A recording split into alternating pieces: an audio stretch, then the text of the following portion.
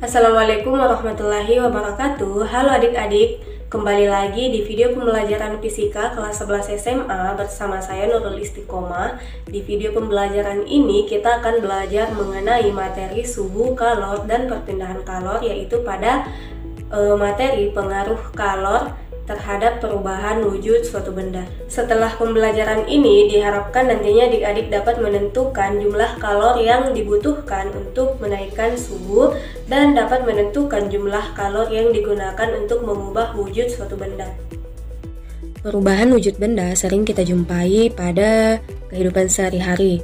Misalnya kita sering melihat es krim yang mencair karena terlalu lama berada di bawah sinar matahari, atau air yang membeku karena disimpan di dalam kulkas, atau kapur yang menyublim karena suhu, dan lain sebagainya.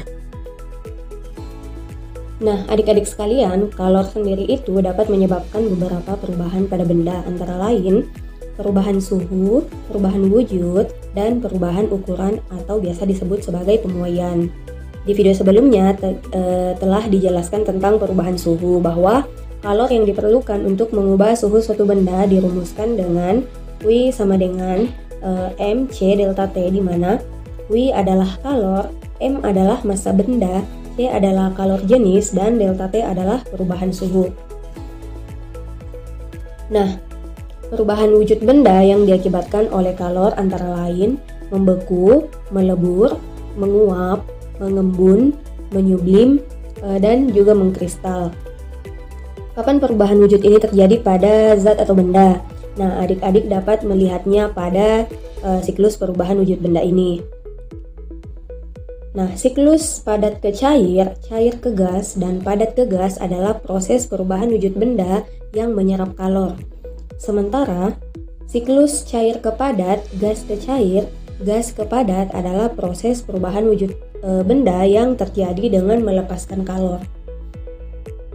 Nah, selanjutnya, banyaknya kalor yang dibutuhkan untuk mengubah wujud suatu benda yang dari wujud satu ke wujud yang lain bergantung pada dua hal, yaitu pertama, jenis bendanya. Nah, di video kalor dijelaskan bahwa antara air dan besi yang sama-sama diletakkan di bawah sinar matahari, maka tentunya besi akan lebih cepat panas daripada air karena perbedaan kalor jenis, atau kalor yang dibutuhkan untuk membuat bendanya panas. Kemudian yang kedua, massa benda. Nah, selain jenisnya, juga kalor yang dibutuhkan untuk merubah wujud benda bergantung pada massa bendanya. Misal, untuk mencairkan es batu kristal yang kecil-kecil itu dengan es batu balok yang besar atau es batu kristal sekarung misalnya, tentunya akan membutuhkan jumlah kalor yang berbeda. Nah, perbandingan antara kalor yang dibutuhkan dengan besar massa bendanya inilah yang disebut dengan kalor laten, yang dilambangkan dengan L, atau didefinisikan juga bahwa kalor laten adalah kalor yang dibutuhkan atau dilepas oleh suatu zat untuk mengubah wujudnya per satuan massa. Oke, berdasarkan penjelasan tadi, maka persamaan untuk kalor laten dapat dituliskan dengan Q sama dengan M dikali L, atau L sama dengan Q dibagi M, di mana L adalah kalor laten, Q adalah kalor yang dilepas atau dibutuhkan, dan M adalah massa. Nah, yang termasuk ke dalam kalor laten ada kalor beku, ada kalor lebur, kalor uap, kalor embun. Nah, apa perbedaan dari jenis-jenis kalor laten tadi? Nah, coba perhatikan grafik perubahan wujud air berikut agar adik-adik lebih memahami maksudnya. Nah, grafik wujud air itu apa? Nah, di sini kita akan mencoba melihat cara mengetahui jumlah kalor yang dibutuhkan pada selama proses perubahan wujud air. Nah, biasanya kita akan melihat air yang berada pada suhu 0 derajat di bawah 0 derajat Celcius pasti akan membeku atau menjadi es. Jadi mulai wujud air adalah es, kemudian ketika dipanasi menjadi mencair, kemudian dipanasi lagi mendidih, kemudian airnya akan menguap. Oke, secara matematis kita tuliskan Sumbu Y adalah sumbu untuk besar suhu dengan derajat Celcius, dan sumbu X adalah sumbu untuk besar kalor, satuannya joule. Oke, anggaplah es yang membeku berada pada suhu minus 10 derajat Celcius. Kemudian es ini diberi kalor terus-menerus hingga es kemudian berada pada suhu 0 derajat Celcius. Pada proses dari minus 10 derajat Celcius hingga 0 derajat Celcius, es belum berubah wujud menjadi cair, karena pada suhu 0 derajat Celcius, air masih berada pada titik beku. Jadi wujudnya masih es. Tapi kemudian pada suhu 0 derajat Celcius, kita panasi lagi dengan suhu yang tetap 0 derajat Celcius, maka perlahan es akan melebur dan berubah wujud menjadi air. Jadi untuk mengubah es ke air pada rentang ini tidak memerlukan perubahan suhu karena suhunya tetap. Kemudian air kita panasi lagi terus-menerus hingga suhunya naik, maka lama-kelamaan air akan mendidih, di mana titik didih adalah 100 derajat Celcius. Jadi air kita panasi terus-menerus dengan menaikkan suhu dari 0 derajat Celcius menjadi 100 derajat Celcius sehingga airnya mendidih. Nah, 100 derajat Celcius ini adalah batas suhu tertinggi pada air dan tidak bisa lagi lebih tinggi dari di atasnya. Nah, di sini wujud air yang mendidih masih berupa air meskipun sudah muncul gelembung-gelembung. Nah, ketika air yang mendidih ini tetap dipanasi dengan suhu yang sama, karena otomatis tidak akan bisa lagi melebihi di atas. Nah, lama-kelamaan airnya akan menguap. Nah, pada proses dari mendidih ke uap ini kita tentu saja menggunakan kalor, tapi tidak ada perubahan suhu. Oke, lalu bagaimana kita mengetahui kalor latennya?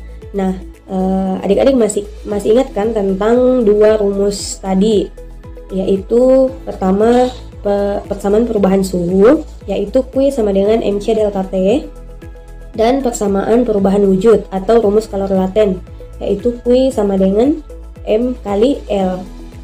Nah, rumus perubahan suhu digunakan apabila wujud benda tetap dan suhu benda berubah. Misalnya S-nya dari minus 10 derajat Celcius menjadi 0 derajat Celcius.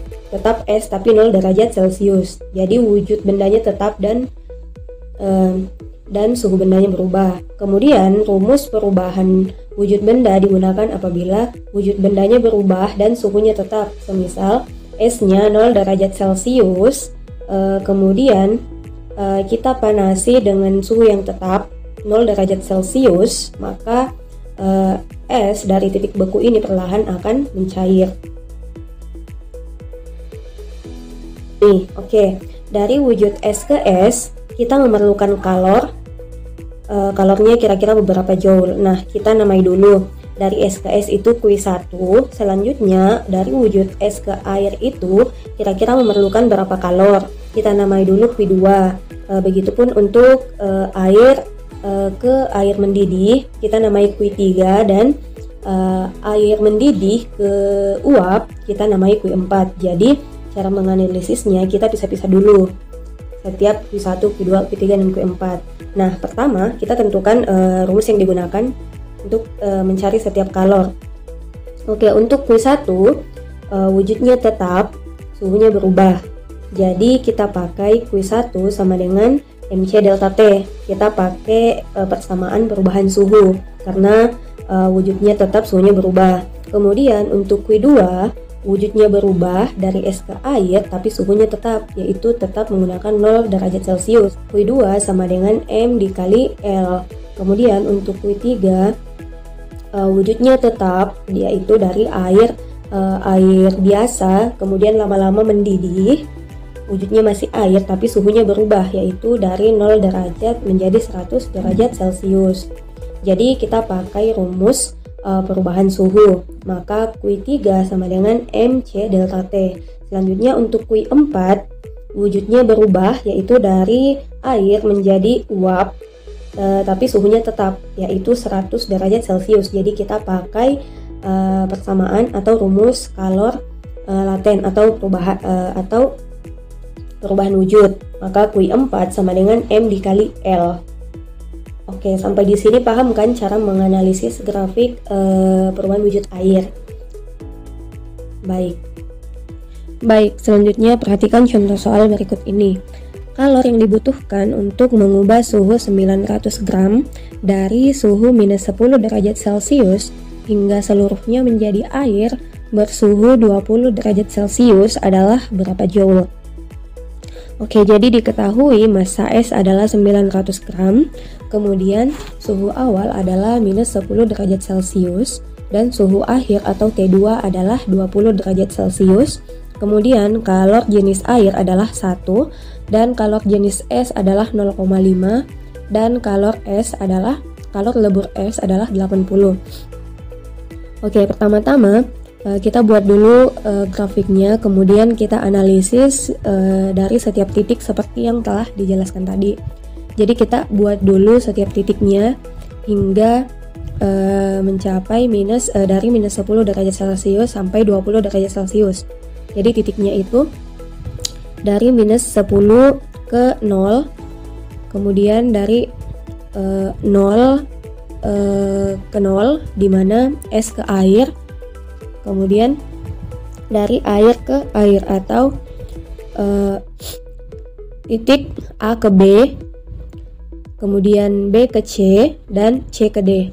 Oke, untuk titik A ke B kita sebut sebagai Q1, dan titik B ke C kita sebut sebagai Q2, dan titik C ke D kita sebut sebagai Q3.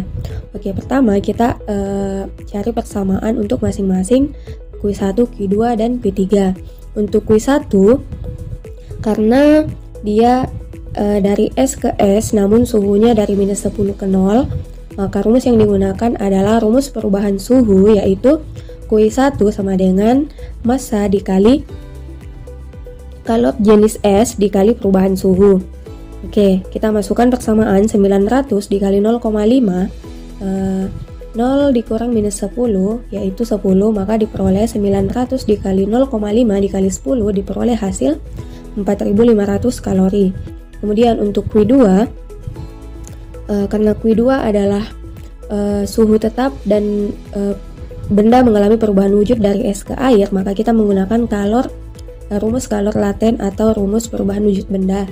Maka Q2 sama dengan massa dikali kalor lebur es karena berada di titik lebur es. Sehingga massa 900 dikali kalor lebur 80 diperoleh Q2 sama dengan 7200 kalori. Oke, selanjutnya Q3 yaitu dari air bersuhu 0 derajat Celcius ke air bersuhu 20 derajat Celcius, maka tidak mengalami perubahan wujud benda tapi mengalami perubahan suhu, sehingga kita menggunakan rumus perubahan suhu, yaitu Q3 sama dengan MC delta T, di mana C yang digunakan adalah kalor jenis air.